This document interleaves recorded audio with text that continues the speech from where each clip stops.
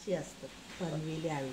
हे पनवेली हिरवं आळू एकदम ना? डार्क असते आणि असं आकार असतो बदाम ह्याच्यासारखा. अच्छा, आणि काळी देठ असते अशी. काळीवाली. हां, म्हणजे ही ही काहीतरी ती पनवेली. हे काय ते खकवत नाही ना? खकवत नाही अजिबात. पण ती काहीतरी ती 12 महिने नसते ना? वसईवरनं हे 12 महिने पावसाळा येतात मिळतात. तर बस. पावसाळ्यात तर जास्तच. अच्छा. आणि जी काहीतरी ती आणि खकवतात म्हणजे खपवतात ना हे उन्हाळी पानं, हा ती ती काहीतरी ती पावसात खूप खात येतात, नाही. हा, खूप येतात ती. आणि अशा टाईपच असतात, पण ते प्लेन असते आणि आकार थोडा जरा कमी असं असतं ते. असेच अच्छा. असतात. हे असं नसते ते. गावठी आळू आणि ते साधारण आकार सारखा आणि ते पान असं हिरवं आणि असे हे रेषा अशा नसतात त्याला एवढे, अच्छा. कमी असतात. म्हणजे अशा टाईप असते पण कमी.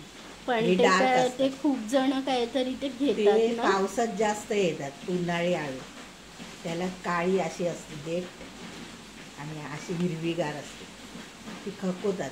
आणि आपले उन्हाळी आळू नाही, पावसाळी आळू ते गोडी पानं असतात, ती खपवत नाही. थोडी नावाला खपवली तर.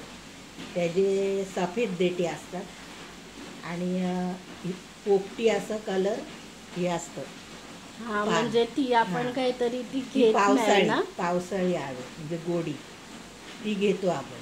आणि अच्छा.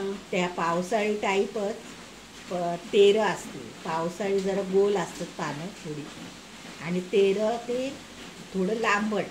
पोपटी तसंच सेम, देठी सफेद म्हणजे पोपटी अशा आणि पोपटी कलरची पानं थोडी लांबट. ते तेरं म्हणजे पनवेली, उन्हाळी, पावसाळी आणि तेरं असे प्रकार. मग आपण ती कुठली नाही खात जी एकदम काय ती खकवते ती ती? उन्हाळी म्हणजे पावसात खूप येतात, जिकडे तिकडे उगवलेले असतात. हा, तेच हे जंगलात हां, वगैरे जिकडे उगवलेले असतात खूप ते. असे काय ती हे खकवी हे असतात. भाज्या. हां, खकोते असं हम्म.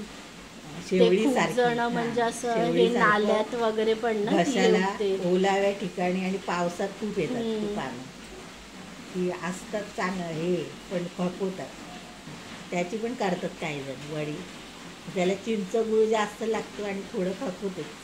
अच्छा, म्हणजे हां, हीच घ्यायची ना? ना हे ही आपण काहीतरी कुंडीमध्ये पण ते झाडं काय हे लावू शकतो ना? हां, ते कुंडीमध्ये. त्याचे तुम्ही कसं केलेलं ते मी ते सांग जरा. मुळ्या ते गोड्या ह्याच्या म्हणजे आळूच्या म्हणजे कान असतात ना, त्याच्या वरचं असं कट करून लावलेलं, मोड आलेलं तो. आणि ते मग हे ते गावच्या रुजलं. ठिकाणी पण ते तू ते तशीच हां, करायची ना? ते मातीचं आळं करायची मी, म्हणजे त्रिकोण असं असं उभं असं डोंगर टाईप असं. हम्म. आणि ते मुळ्या अशा टोचायची, एक इकडे एक इकडे इकडे. हा. मग ते पावसात श्रावणात हे मोठं व्हायचं, आळू यायचं. पण हे असं काहीतरी ते केलं ते परत मग कुंडीमध्ये. दिवाळी आली का ते गणपती नंतर ते कमी होते. मग ते परत त्या मुळ्या मग ते काढायच्या आणि आपल्याला पाहिजे वापरू पण शकतात. थोडे दिवस ठेवायचं, खपवतात ना कान, आळूचे कान तयार होतात. अच्छा.